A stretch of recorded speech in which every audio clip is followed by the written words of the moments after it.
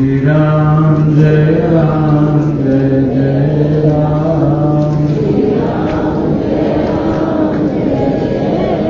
श्री राम जय जय राम।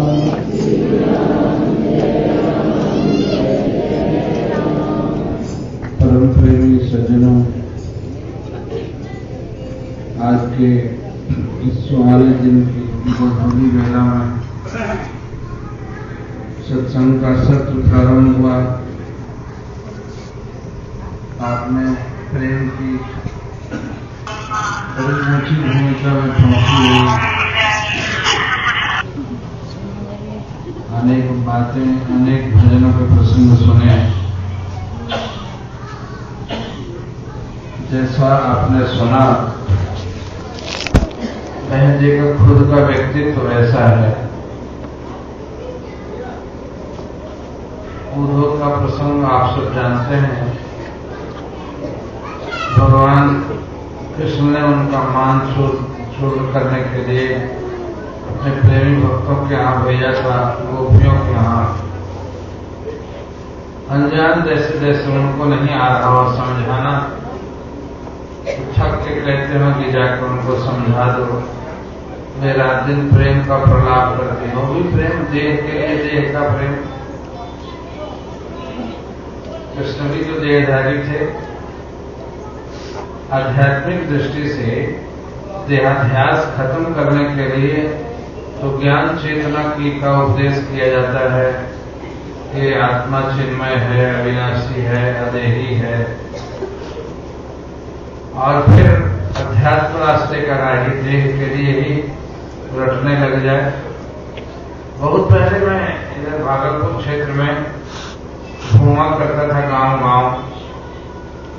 गुरु महाराज जी के जाने के बाद खूब घूमा। उस इलाके में एक बड़ा ही सत्संग चलता है, जहां उनके यहाँ सूरज की चढ़े ब्रह्मांड में और क्या क्या भजन जो है, जो योग धारणा में ऐसी बातें आती हैं जोगियों के जीवन में, तो उसी का भजन भी गाते हैं, कीर्तन भी कराते हैं। और हम लोग गाते थे कि हमारा गुरु जी के चमचम लीलाल चमके, दांत बनकर मोती के समान चमके। महाराज जी को कहा करते थे कि उनके दांत मोती के समान चमकते हैं। उनका नाक तो में जैसे श्री गुरु पद्मक मणिगंध ज्योति, और इस तरह की बातें आदत होती है सत्संगियों की कि अपने को अच्छा सिद्ध करने के लिए एक दूसरे को काटते हैं। साधक में भी ये दोष रहता है कि हम जो करते हैं या कहते हैं वो अच्छा करते हैं और वो बुरा कहता है, बुरा करके मुंह खराब करने के पीछे। संत मत कहता है कि एक लकीर को बिना काटे छाटे छोटा कर दो, तो एक बड़ी उसके लिए उपाय है कि काट के क्यों खराब काटना, किसी की निंदा करना, किसी को हेठा दिखाना, तो मुंह को अशुद्ध करना होगा। इसलिए उसके बगल में बड़ी लकीर खींच दो, तो जो भी देखेगा कहेगा वो तो छोटा है, वो तो छोटा है, उतना छोटा है। इसलिए किसी घटिया चरित्र यदि हो भी आता है, संसार है, जड़ चेतन गुण दोष में विश्व के न करता। जड़ चेतन और गुण दोष से भगवान ने सृष्टि की है, तो उसमें दोष युक्त लोग भी होते हैं। लेकिन संत कैसी बारीकी से निकलते हैं उससे कि तुम अच्छाई की चर्चा कर लो, उसकी बुराई दब जाएगी।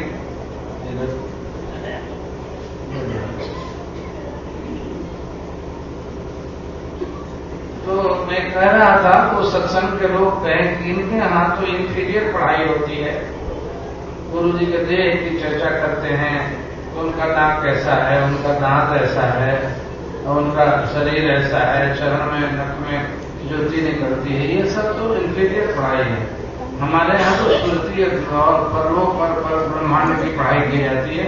हमारी पढ़ाई सार्थक है हमारे गुरु जी की।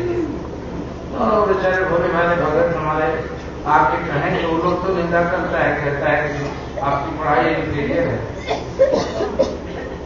तो मैंने कहा कि उसको पता नहीं है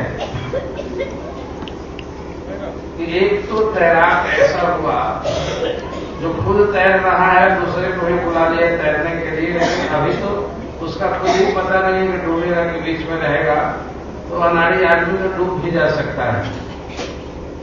लेकिन ऐसा पार जाने वाला शख्स जो किसी बेड़ा, जो जहाज होता है, उस बेड़े पर टिकट कटा कर सवारी करके बैठ जाए तो उसको हाथ पांव चलाने की जरूरत नहीं पड़ती।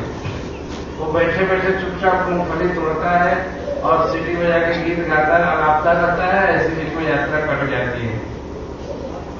तो हम जिस रास्ते के उपासक हैं, हमारे गुरु साहब इतने बलिष्ठ हैं कि हम उनके देश की चर्चा करके नाच नाच के हम पार हो जाएंगे, और उसके सुरती पे चढ़ाने वाले लोग कहीं बीच में एक माया का चक्कर लग गया तो गिर भी सकते हैं। गुरु भगवान कहते थे कि ज्ञानी का पतन होता है लेकिन भक्त का पतन नहीं होता, प्रेमी का पतन नहीं होता। जो ज्ञान धारणा की बातें करते हैं उन्हें माया का एक झोंका गिरा सकता है, धराशायी कर सकता है। लेकिन सदगुरु के हवाले होके वो एक मिसाल देते थे, आप लोगों ने किताबों में पढ़ा होगा कि चींटी यदि काबा शरीफ जाना चाहे तो पांव पैदल चल के भला जा सकती है चींटी? वो इतनी मामूली सा कीड़ा भला, और इतनी दूर जाते जाते तो कोई लात दे दे तब भी मर जाए। हवा, आंधी, तूफान और काबा कितनी दूर, इसलिए वो तो नहीं जा सकती।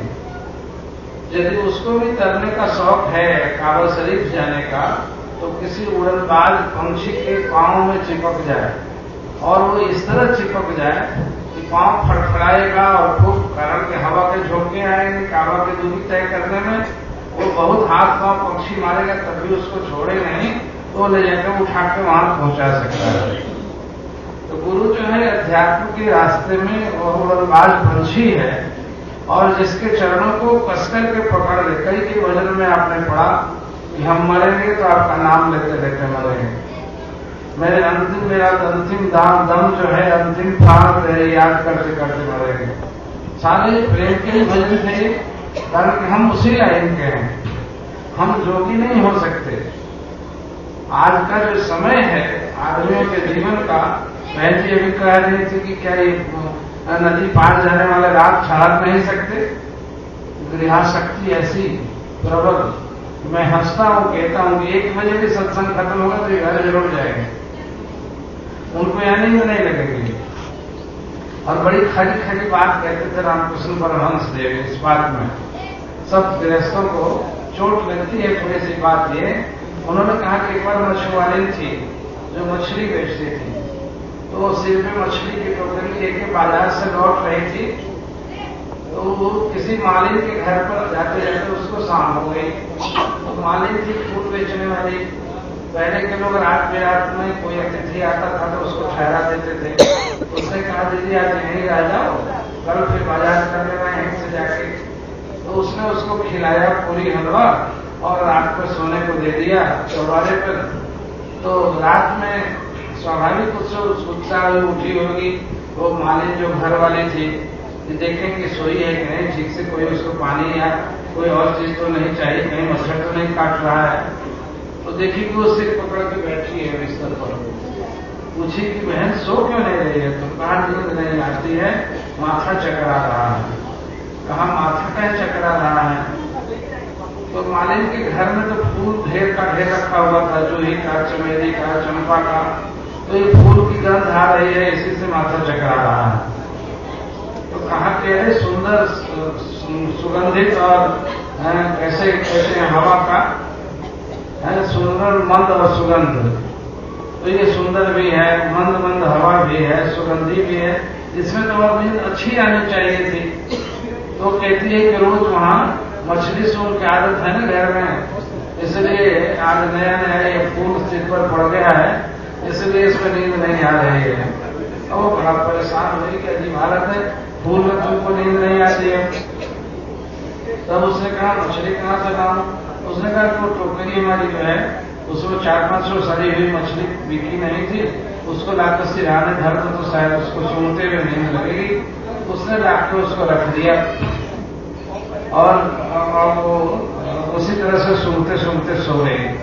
तो रामकृष्ण देव ने कहा है ये सांसारिक प्रवृत्ति के लोग जो होते हैं, आप तो सत्संगी हो, तब भी मैं उधर गया तो 2-4 लोग मेरे पास आ गए कि अब तो हम जा रहे हैं, अभी बहन जी का कीर्तन